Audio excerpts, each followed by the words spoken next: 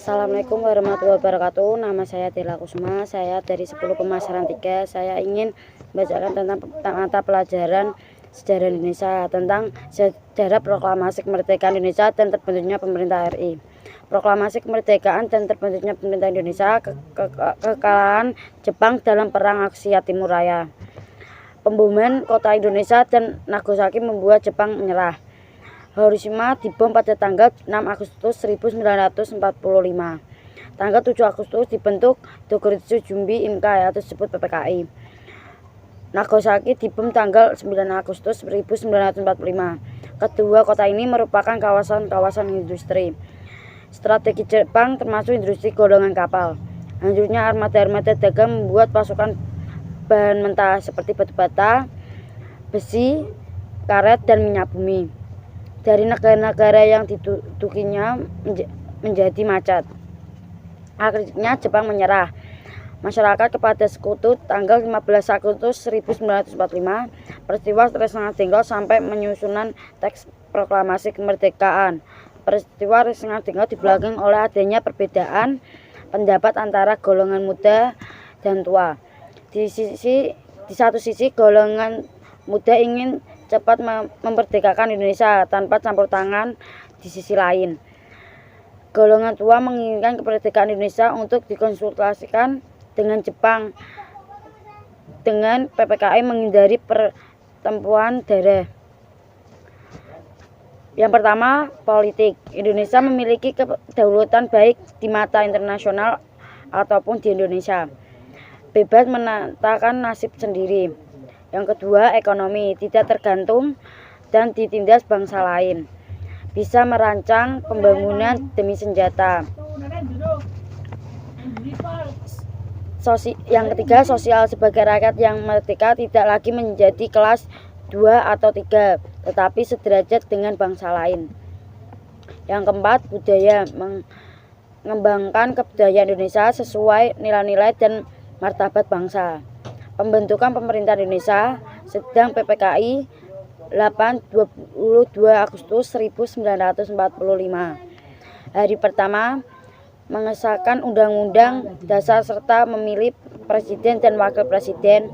Untuk sementara waktu akan dibantu oleh Komite Nasional. Hari kedua pembentukan pemerintahan dan pembagian wilayah. Hari ketiga pembentukan KNI, PNI, dan BKP. Selanjutnya membahas tentang perjuangan pemerintahan kemerdekaan RI. Perjuangan pemerintahan kemerdekaan dengan kekuatan senjata pertempuran medan area. Yang pertama membahas tentang latar belakang. Pasukan sekutu dan nikah bersenjata para tahanan perang yang sudah dibedakan dan membentuk Bantuan Council Medan. Seorang penghuni hotel di Jalan Bali, Medan menginjak-injak rencana Merah Putih untuk pemuda Indonesia. Pertempuran Ambarawa. Pada 20 Oktober 1945, pasukan sekutu dipimpin oleh Brigadir Jenderal Baldwin tiba di Semarang untuk mengurus tawanan perang Jepang. Pasukan nikah yang membonceng pasukan sekutu mempersenjati pada tawanan perang Jepang. Jalannya pertempuran. Pada 26 Oktober 1945, pertempuran terjadi antara pasukan sekutu dengan Tentara Keamanan Rakyat. Pada 2 November 1945, Presiden Soekarno tiba di Magelang dan segera melakukan peredangan dengan Brigadir Jenderal Baldwin untuk menghentikan pertempuran. Terjadi kesepakatan antara Presiden Soekarno dengan Presiden Jenderal Baldwin. TKR berhasil mendesak pasukan sekutu pertempuran di Surabaya. Pada 25 Oktober 1945, pasukan sekutu mendarat di Surabaya. Di bawah ini pemimpin Brigadir Jenderal Always Maybe dengan tugas utama melepaskan para tawanan perang Jepang.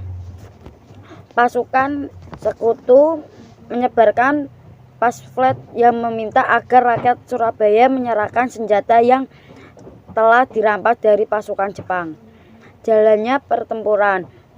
Yang pertama, pada 27 Oktober 1945, pasukan sekutu merebut interaksi penting. Yang kedua, pada 28 Oktober 1945, para pemuda melakukan serangan baik dan berhasil merangkut interaksi penting tersebut.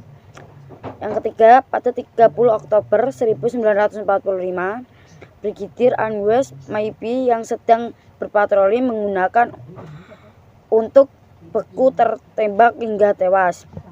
Tokoh adalah Bung Tomo. Sekian dari saya.